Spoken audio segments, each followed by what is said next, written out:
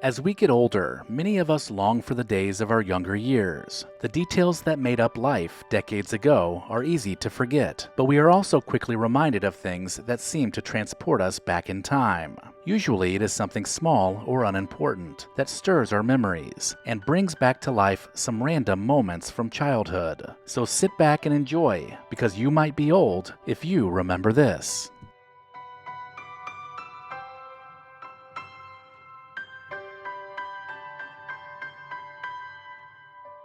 A Letterman jacket or Letterman sweater was all the rage with teenage boys in the 1950s and 1960s. Traditionally, the jackets had an outer layer made of wool or leather and displayed the athlete's name, a varsity letter, and usually the school's mascot. The jacket was considered a status symbol, and they were worn mainly by the top athletes on the football or basketball teams. Letterman sweaters and jackets were also commonly worn by girls too, and it announced to others that their boyfriend was an athlete. Students still do occasionally wear Letterman jackets, but the popularity has worn off, and the sweater trend has all but disappeared. If you sported a varsity letter in the 1950s, you were the real deal.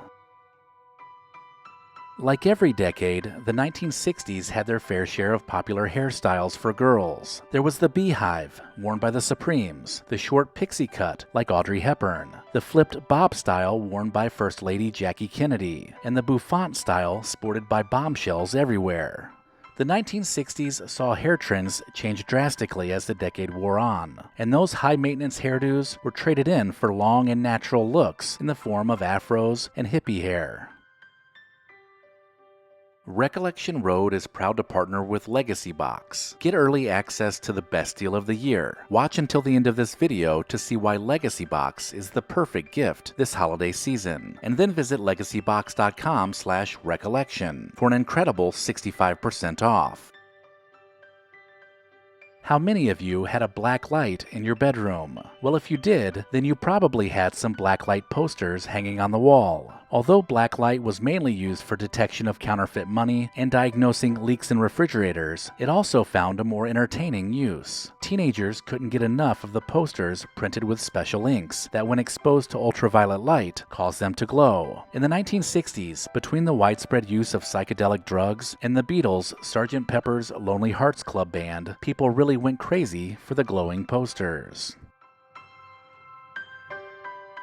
There was a period of time where kids and adults alike couldn't get enough of watching spy shows on TV. The James Bond film, Dr. No, kicked off the spy craze, and countless TV shows followed.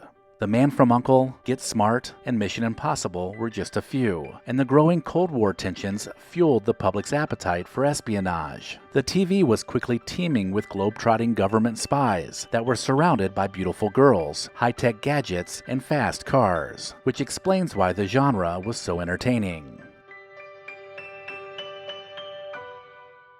This is a bizarre one, but in the 1970s, people were hooked onto something called Erhard Seminars Training, or EST. This was a therapy that involved having someone verbally abuse you in order to help you feel better. Theoretically, it seemed to work, and what started out as small sessions in living rooms became huge gatherings in hotel ballrooms, because it became such a popular form of therapy.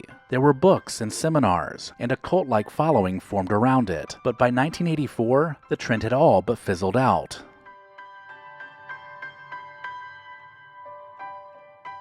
Although the tomb of King Tut was discovered in 1922, there was a renewed interest in the late 1970s and early 1980s when an exhibit titled Treasures of Tutankhamun, which featured artifacts from his tomb like his iconic gold mask, toured the US. This created a cultural obsession with everything Egyptian.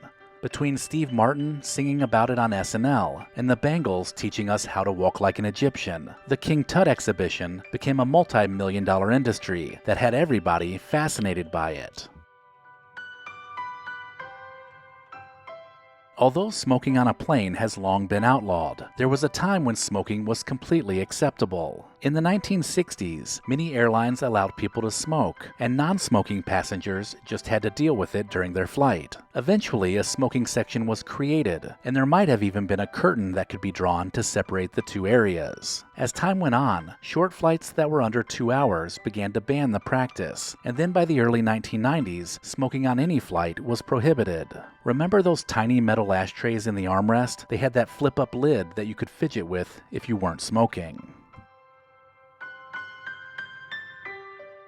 A popular fashion trend that made a bit of a comeback in the 1970s was wearing extra wide ties. Known as a kipper tie, these things measured up to 6 inches wide, and they sported some bold colors and loud designs. Earth tones, paisley, and various animal prints decorated these polyester ties that were inspired by the ties of the 1940s, but the 1970s made them all their own. The ties were competing against huge floppy collars, so it makes sense that they too had some girth. The tie trend continued into the 1980s, but as time went on, the width shifted back to a more moderate size.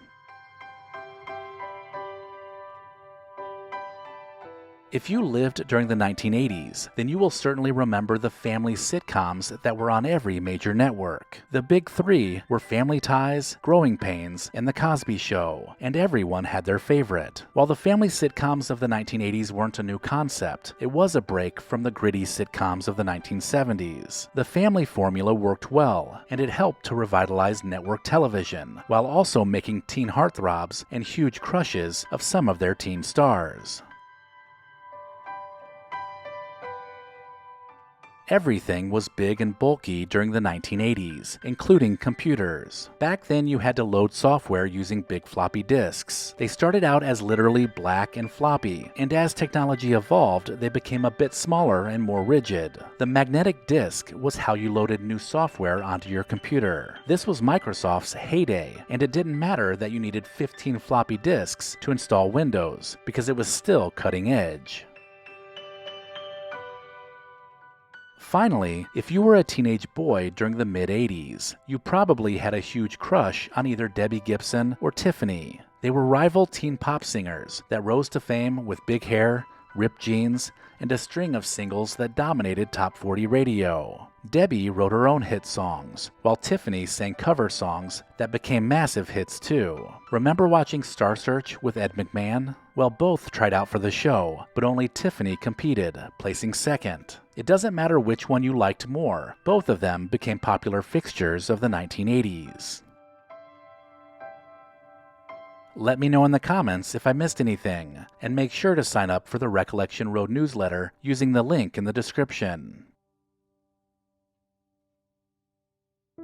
Recollection Road and Legacy Box both believe it's important to preserve the past. If you've been looking for that perfect gift, look no further than Legacy Box. We all have a box of treasured home movies and photos tucked away somewhere, so why not bring them back to life like I did using Legacy Box? Now we can relive those memories as a family every time we get together. The process is a simple and safe solution for converting your home movies and photos to thumb drive or the cloud. Just send in your Legacy Box filled with old VHS and camcorder tapes, film reels, and pictures, and get back digital copies that can be easily enjoyed, shared, and kept organized. It's really that easy. Legacy Box is trusted by over 1 million people, and it's all done right here in the USA. Give your loved ones the perfect gift this holiday season. Go to legacybox.com/recollection to get an exclusive 65% off. Take advantage of their best deal of the year and send in your memories when you're ready. Go to legacybox.com/recollection to save 65% while supplies last.